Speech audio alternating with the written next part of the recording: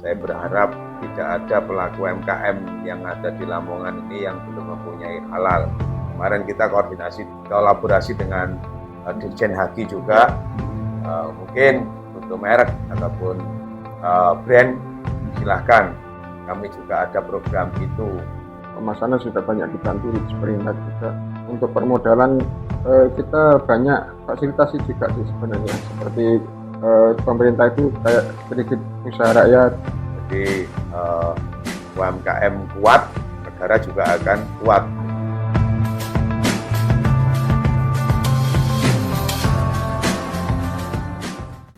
Assalamualaikum warahmatullahi wabarakatuh. Salam. Oke, sahabat aku Open. Kita saat ini saya sedang berada di kantor Dinas Perindustrian dan Perdagangan Kabupaten Lampung.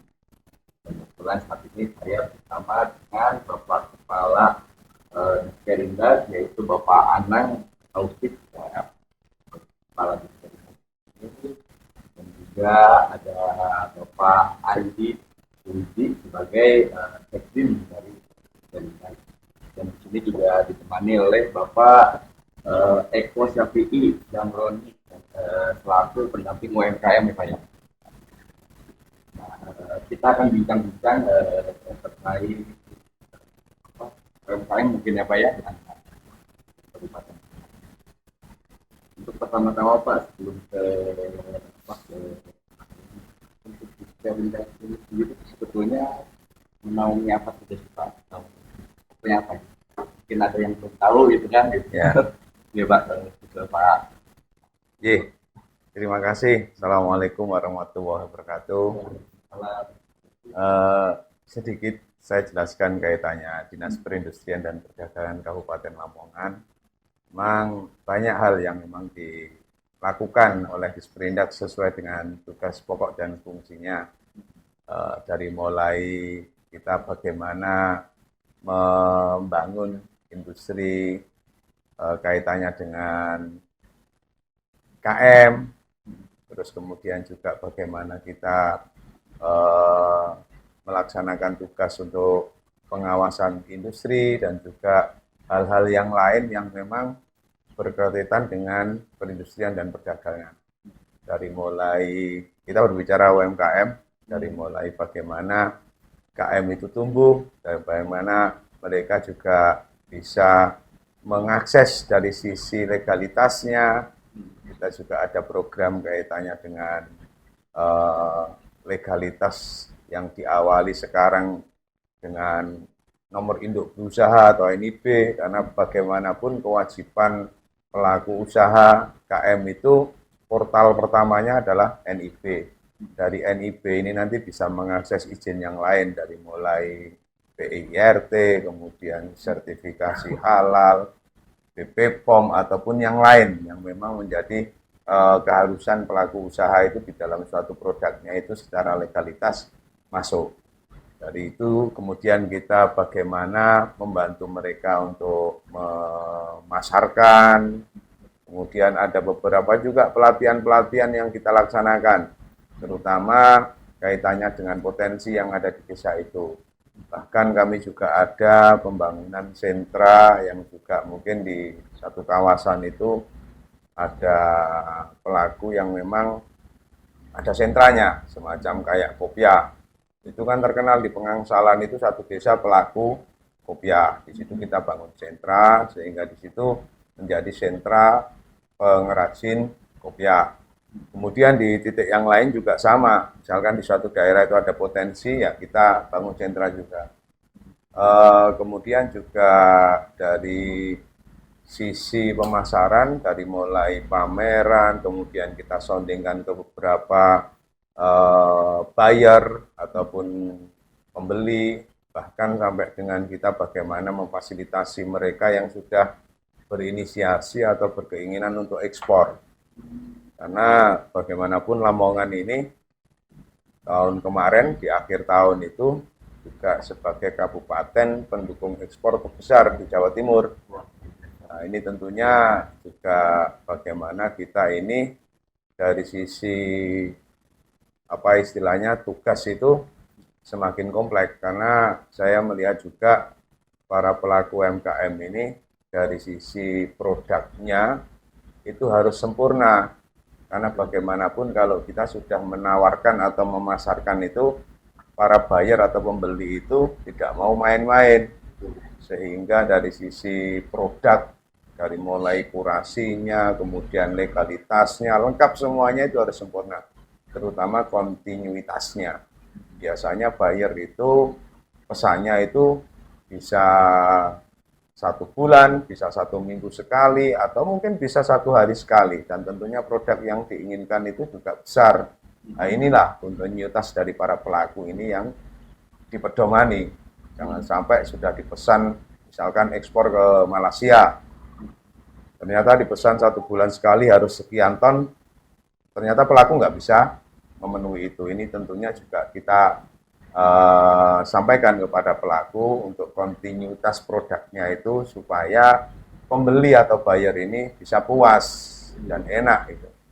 Saya contohkan beberapa bulan yang lalu juga banyak dari teman-teman KBRI, kemudian Bea Cukai, bahkan dari Dirjen HG ini selalu kita kolaborasi dengan mereka. Beberapa bulan yang lalu ada Bea Cukai juga dengan KBRI Jepang membawa para buyer ke sini. Kemudian juga barusan kemarin itu ada buyer 7 orang yang dibawa oleh Atase Perdagangan Malaysia dan 2 staf KBRI Malaysia juga ke sini. Kita temukan dengan para pelaku mana yang nanti tertarik oleh mereka sehingga nanti arahnya bagaimana produk yang di Lamongan ini bisa tembus ekspor.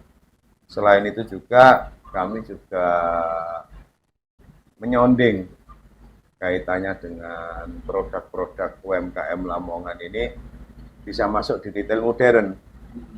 Ini kami juga kebetulan dengan beberapa retail Alfa Indomaret kita sudah jalan dan banyak produk yang memang dimiliki oleh pelaku ini yang sudah masuk.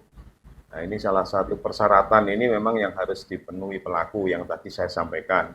Dari kewajiban dia NIB, kemudian nanti ada izin-izin yang lain yang menyertai dari mulai PIRT, halal, itu termasuk nanti di dalam konteks kurasi, sehingga nanti dari retail itu, Alfa atau Indomaret itu bisa menerima.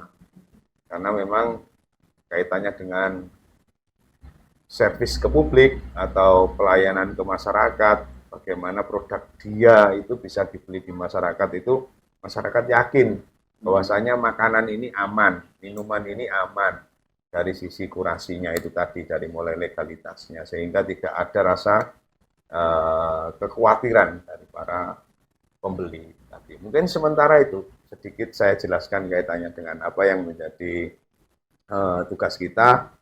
Di luar itu masih banyak. Kalau nanti saya jelaskan satu persatu nanti juga akan panjang nanti, panjang. Betul. Ya. Luar biasa sekali. Jadi memang itu yang banyak dikatakan jadi faktor yang untuk para pelaku UMKM. Nah, selanjutnya saya ke Bapak Boni Pak. Untuk UMKM itu kan kalau nggak salah terus ada UMKM, terus ada apa sih Pak? KM. Nah itu tuh bedanya ada apa lagi Pak? UMKM, IKM Ya. sama Ya, UMKM sama IKM ya. sama ketiga sama UTM. Nah itu tuh bedanya tuh apa sih Pak? Oh iya. Sedikit saya sampaikan ya nanti sebelum Pak Jeko. Kalau kita berbicara UMKM itu memang kita pemahaman artinya kan adalah usaha mikro kecil menengah. Kalau IKM industri kecil menengah. Jadi sama di perbankan juga ada beberapa fasilitasi yang kita sondingkan kaitannya dengan biaya ataupun permodalan. Itu juga sama berlakunya bagi para UMKM. Kenapa mikro? Mikro itu di bawah kecil atau istilahnya biasa dikatakan itu dia baru berusaha lah istilahnya. Kalau yang namanya IKM itu sudah jalan, kecil menengah itu sudah jalan. memang di kami ini juga sering di lapangan itu juga dengan Dinas Koperasi dan UMKM itu saling berkolaborasi. Termasuk Pak Jeko ini kan juga beliau ini pendampingnya koperasi juga, pendampingnya Dinas Koperasi, sehingga kita ini jalan biasa bisa berbarengan. Jangan sampai nanti ada sesuatu yang memang dipertentangkan, karena kan memang UMKM dan IKM itu sebenarnya sama, tinggal nanti posisinya dia di mikro atau di kecil atau di menengah. Kalau kita mikro, memang sudah ranahnya Dinas Koperasi. Seperti itu. Nah, untuk temuan di lapangan nih Pak, ada nggak kesulitan dari pelaku KM itu, mungkin yang kecil ya Pak ya, dari yang itu sebenarnya apa ya, lebih berkembang lah, apakah karena apa ya, itu tadi karena ketidaktahuan informasi tentang perizinan kah atau apa gitu kan, kita ada nggak Pak di lapangan? Banyak sih temuan di lapangan, terutama yang mikro kecil, ultra mikro gitu banyak memang. Terutama biasanya permodalan sama pemasaran. Pemasaran sudah banyak dibantu di pemerintah juga. Untuk permodalan kita banyak fasilitasi juga sih sebenarnya, seperti pemerintah itu kayak kredit usaha rakyat itu kan ada di Pegadaian juga, itu juga ada. Kemarin kita juga bekerja sama, jadi kita kemarin menginisiasi membentuk paguyuban itu untuk memudahkan gitu. Kita petakan permasalahan yang ada sama potensi daerah yang ada, jadi nanti kita bisa memberikan prioritas mana untuk daerah mana gitu. Seperti kemarin saya juga sudah mulai bekerja sama dengan Pegadaian, seperti pemberian sosialisasi dan pendampingan legalitas juga disupport Pegadaian juga, disupport Bang Jatim juga gitu. Banyak. Jadi alhamdulillah Lamongan sudah punya paguyuban. Jadi nanti perkembangannya kita tinggal memantau sama memetakan saja gitu. Kebutuhan apa yang lebih urgent di suatu daerah, misal per kecamatan. Kan kita bentuk sampai kordes. Jadi kita tahu desa ini apa, nanti kurangnya apa. Paguyubannya apa Pak namanya? Paguyuban UMKM kecamatan apa gitu. Oh, jadi Iya, langsung kecamatan. apa? Iya. Ya itu tadi buat pemirsa, barangkali memang ada yang kita mengerti ya, tidak tahu, sebetulnya bukan sulit ya Pak ya. Sebetulnya ini tuh sudah sangat difasilitasi sekali gitu kan oleh dinas dan perdagangan ini. Ada pendampingan saya juga gitu kan. Apapun itu kalau memang kita kan ya kita lah ya sharing gitu kan dengan yang terkait. Luar biasa sekali. Nah, untuk UMKM selain daripada pembentukan dari program progres itu gitu, ada apa lagi inovasi apa? Untuk saat ini kita punya prioritas di masalah legalitas. Ya, terutama NIB dan halal. Karena halal ini 2024 kita semua yang punya produk makanan terutama itu harus punya halal. Kalau enggak nanti ada sanksi. Ya. Makanya pemerintah melalui Kementerian Agama itu kita kan ada fasilitasi sehati. Jadi sertifikasi halal gratis itu sampai pertengahan 2024 ini. Ada sertifikasi halal gratis ya Pak ya, ini gratis ya. Jadi buat pemirsa yang ibaratnya mau menghalalkan produknya itu bisa sekali, itu gratis. Itu bisa itu tadi biar terkait, kalau mungkin datang ke sini juga bisa langsung ya. Bisa. Barangkali yang nggak ngerti kan gimana gitu kan, kita ke kantor itu. Bisa ke Dinas Koperasi juga bisa. Dinas Koperasi juga bisa ya Pak ya. Ke kecamatan juga bisa. Ke kecamatan juga bisa ya Pak. Kecamatan bisa. Kecamatan itu berarti kan sangat dimudahkan dari Iya. Pak. menurut saya memang perlu sekali Pak kayaknya Pak. Iya. Iya, mempermudah perizinan itu ya Pak ya. Karena itu tadi karena tidak tahu kan suka agak bingung gitu. Iya, luar biasa.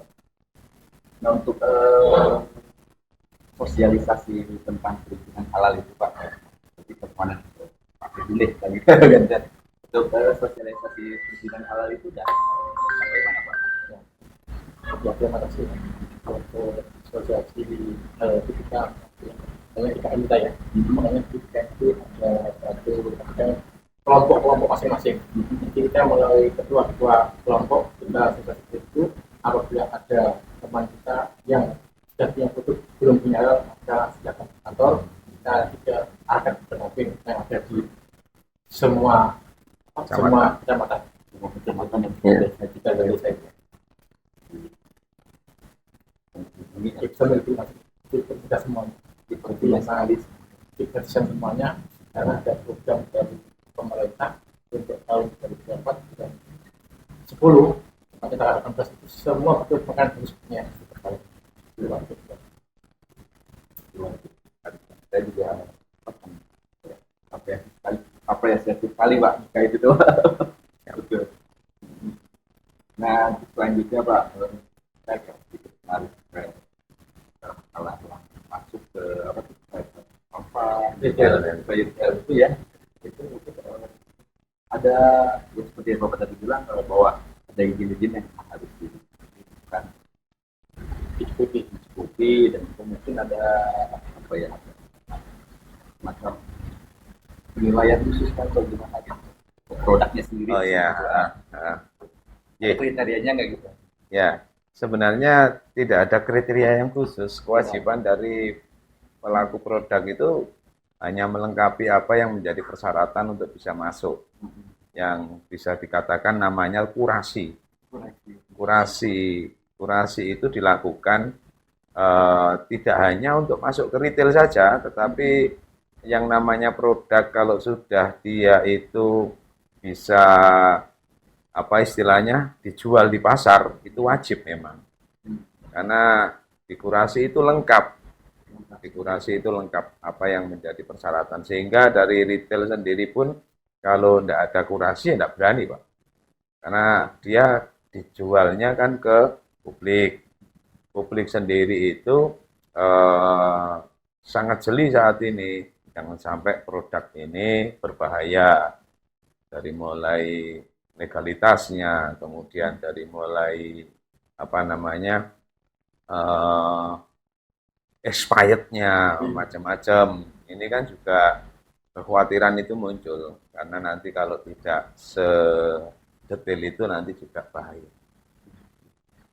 Jadi memang tidak ada kriteria yang makanan Tidak, apapun, minuman, gitu juga ya. Bisa ya Pak ya? Ya. Yang penting memenuhi Ya, standar dari kurasi tadi yang terutama yang melakukan kurasi ini bisa juga dari retail yang bersangkutan atau pelaku yang bersangkutan atau bersama-sama, sehingga nanti bisa memenuhi persyaratan dari yang diinginkan oleh retail tersebut. Nah kalau untuk di Lamongan sendiri Pak, yang memang sekarang itu menonjol itu apa itu? Terutama di Lamongan ini sebenarnya banyak. Kalau kita ngomong IKM yang ada, potensinya ini luar biasa. Dari mulai olahan makanan minuman, kemudian konveksi atau fashion, kemudian juga kaitannya dengan handicraft ataupun kerajinan yang lain.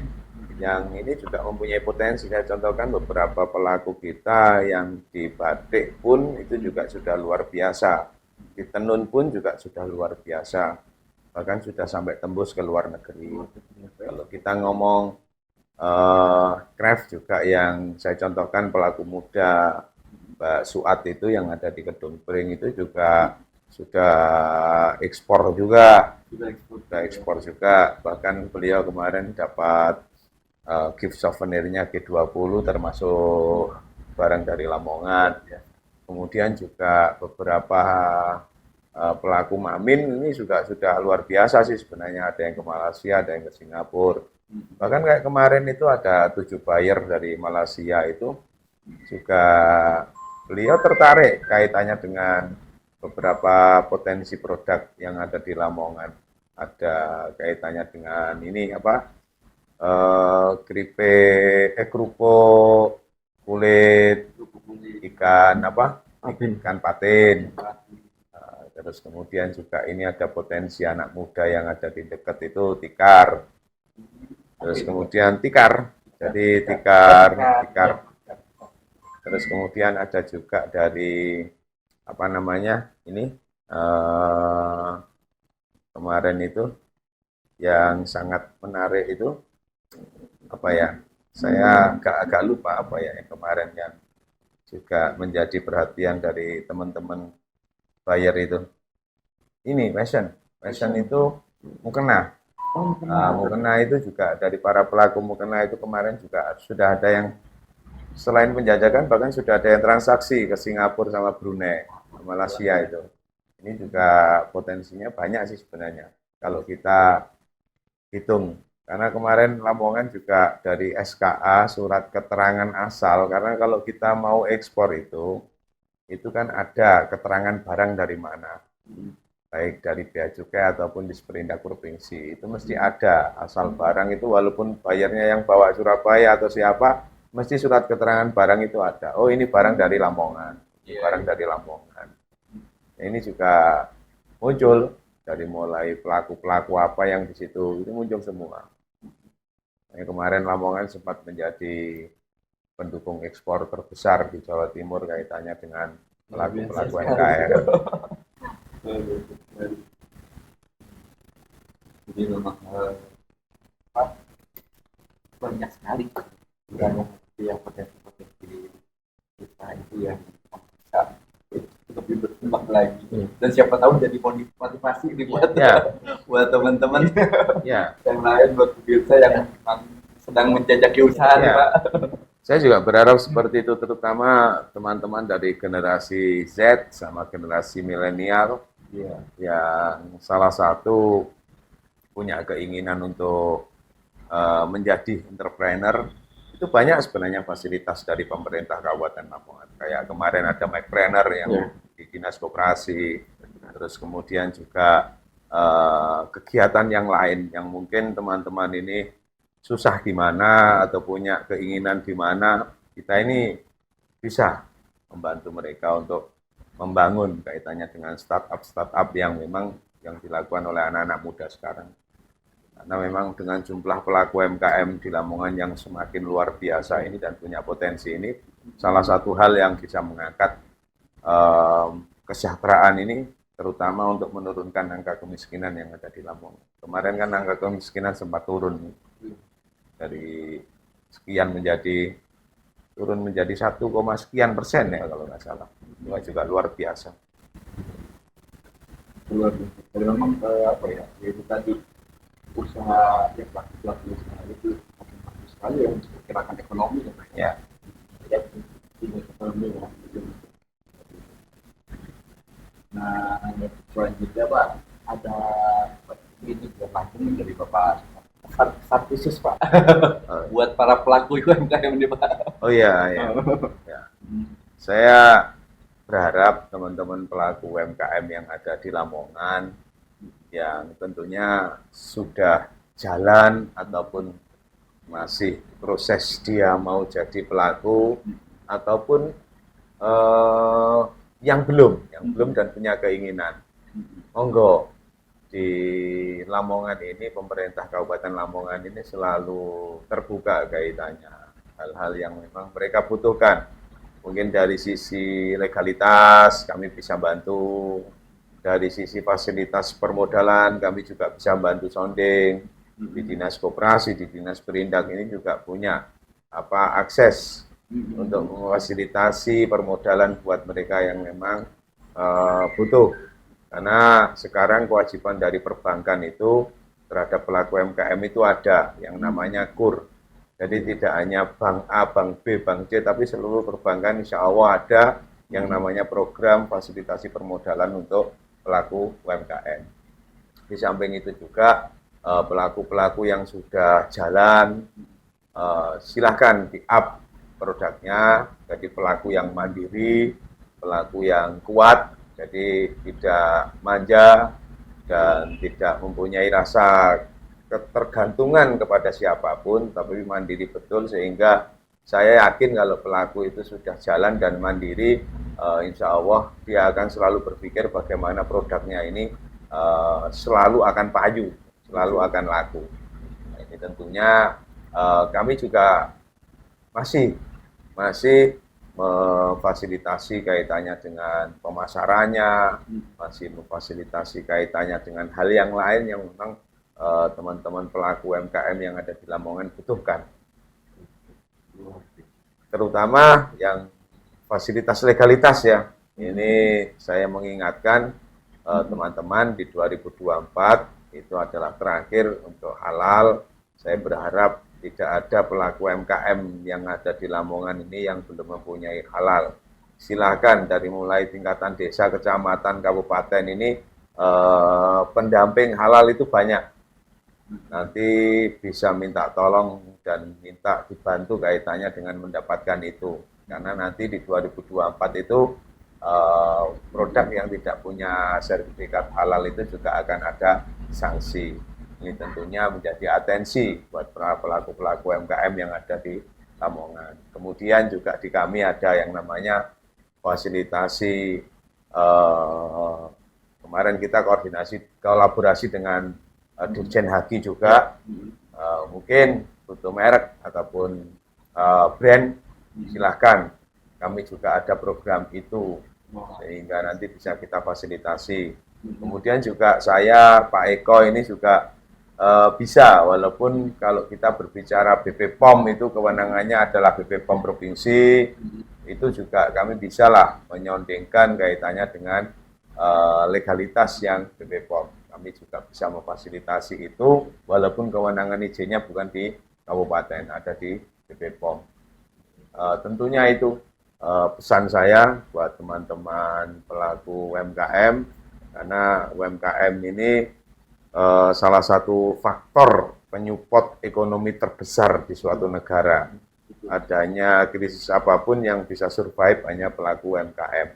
Jadi UMKM kuat, negara juga akan kuat, sehingga tokoh ya bisa dikatakan pahlawan lah teman-teman pelaku UMKM itu, karena dia berusaha tidak hanya untuk menghidupi dirinya sendiri tapi juga buat untuk keluarganya, orang lain. Kalau dia sudah skalanya kecil menengah itu biasanya sudah ada beberapa pegawai yang diangkat. Luar biasa sekali Pak. Tadi kita bahwasannya sebenarnya gini, kalau kata bahasanya apa ya, all in kali ya. Mas betul-betul semuanya tuh ayo gitu kan, berarti bersinergi dengan ini itu untuk para pelaku apapun itu bisa dibantu, dari mulai perizinan, mungkin ibaratnya juga kayak tadi permodalan itu semua bisa dibantu di sini gitu. Jadi tinggal datang ke kantor Kabupaten Lamongan, nanti ini insya Allah pasti akan dilayani. Oke, mungkin itu saja Bapak. Terima kasih waktunya. Mudah-mudahan ini penyemangat juga buat kita pelaku UMKM juga, atau bahkan yang mungkin belum atau mau nih baru mau. Gitu kan, bahwa sekarang semua itu serba mudah kita. Oke, terima kasih waktunya. Waalaikumsalam warahmatullahi wabarakatuh.